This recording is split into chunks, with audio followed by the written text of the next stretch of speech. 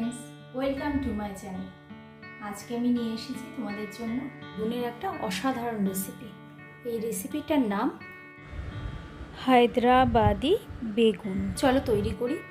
বেগুনের এই রেসিপিটা বানানোর জন্য আমার নিতে হয়েছে বেগুন। আমি এখানে গোটা গোটা বেগুন নিয়েছি। দেখো, বেগুনের মাথার অংশটা কেটে নিয়েছি।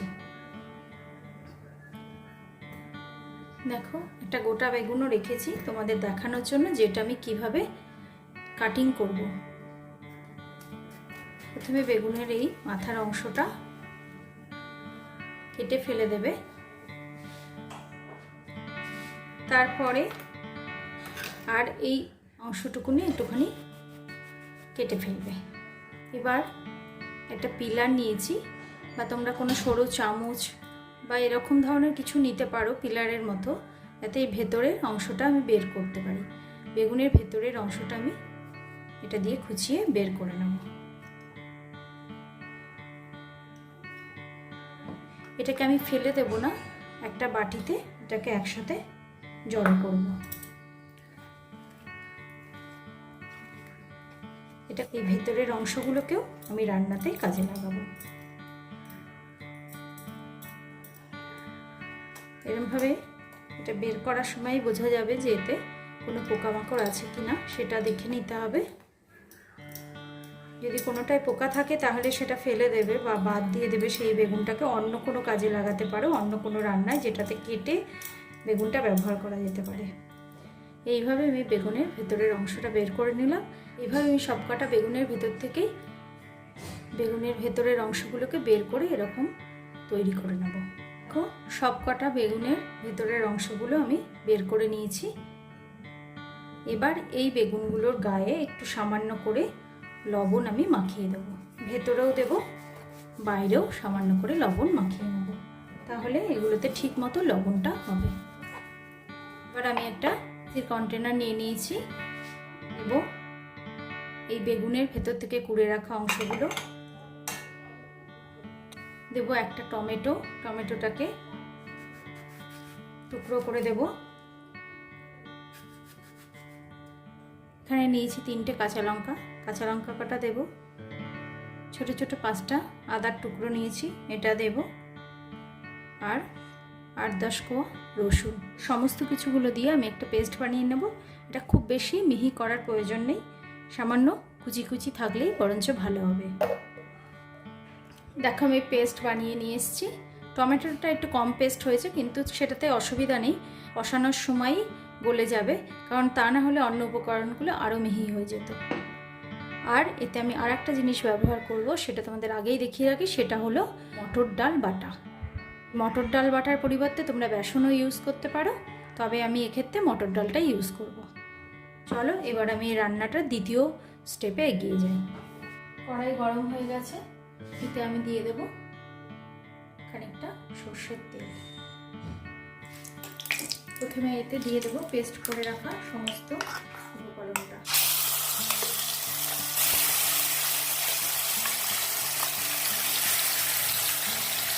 এতে আমি কোনো জলের ব্যবহার করব না।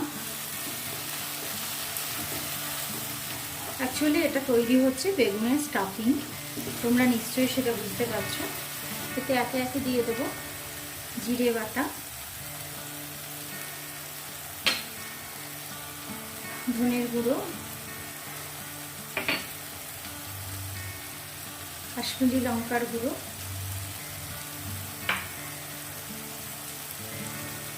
লবণ, সামান্য চিনি, হলুদ।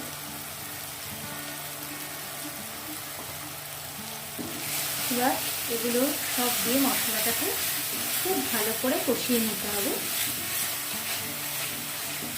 যতক্ষণ না পর্যন্ত মশলা থেকে তেল বেরিয়ে আসছে। ততক্ষণ মশলাটা কষে এসছে, পুরো মশলার গা থেকে তেল বেরিয়ে এসছে। এবার আমি এতে দিয়ে দেবো বেটে রাখা মটর ডালটা। মশলার সঙ্গে খুব ভালো করে একসাথে মটর ডালটাকেও ফ্রাই করে নিতে হবে। আগেই বলেছি, এক্ষেত্রে তোমরা বেসনও ব্যবহার করতে পারো, শুকনো বেসন। এবং বেসনটাকেও অনেকক্ষণ ধরে কষিয়ে বেসনের কাঁচা গন্ধটা যাওয়া পর্যন্ত ভেজে নিতে হবে। 2-3 মিনিটের জন্য আমি এটা একটু ঢাকা দিয়ে বেক করতে দেব। 2-3 মিনিট হয়ে গেছে, ঢাকনাটা খুলে দিলাম। সুন্দর একটা গন্ধ আসছে, আর মটর ডালের গন্ধটাও চলে গিয়েছে। এবার এটা আমি তুলে ঠান্ডা করে নেব। তারপর সেটাকে আমার বেগুনটার ভেতরে পুরতে হবে। গায়ে লেগে থাকা বাকি মশলাগুলো আমি পরে ব্যবহার করে নেব। এবার এই বেগুনগুলোর ভেতরে আমি স্টাফিংটা পুড়ে নেব।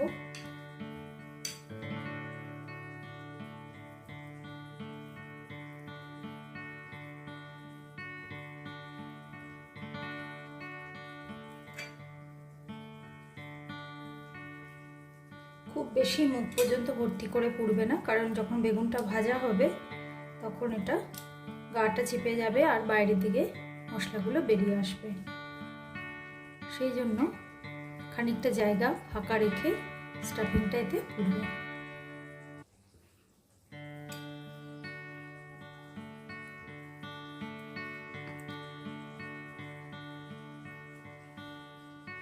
স্টাফিংটা তৈরি করার সময় তোমরা টেস্ট করে নিতে পারো, কোনো কিছুর প্রয়োজন হলে সেগুলো দিয়ে দিতে পারবে।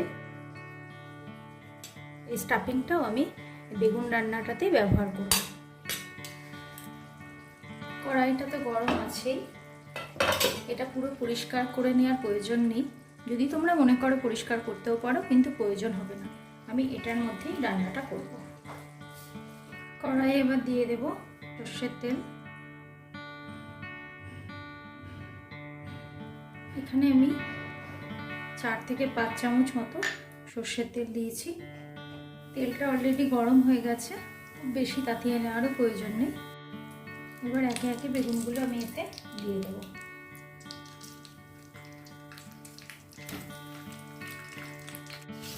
এবার মিনিট 5-এর জন্য চাপা দিয়ে দেব। মিনিট 5 হয়ে গেছে, আমি এক পাশটা দিয়েছিলাম। এবার দেখি কি অবস্থা হয়েছে, আর একটা পাশ উল্টে দেব।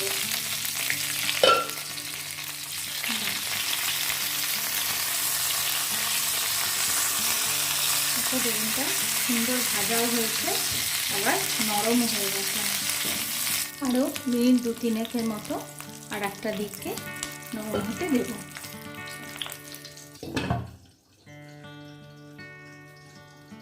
এই 2-3 হয়ে গেছে, এই পাশটাও ভাজা হয়ে গেছে।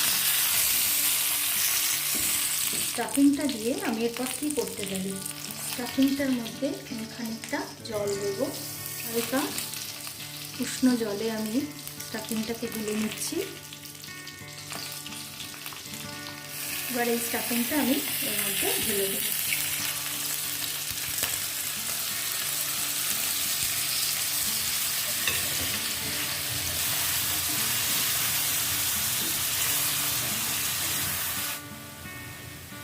মিনিট 2-এর মতন আর একটু চাপা দিয়ে রাখবো। মিনিট 2-3 হয়ে গেছে, গ্রেভিটাও ঘন ঘন হয়ে গেছে। এবার আমি রান্নাটা তুলে নিলাম। হায়দ্রাবাদি বেগুনের রেসিপি আমার অলমোস্ট কমপ্লিট। এবার আমি একটু সামান্য গ্রেভি টেস্ট করে দেখব।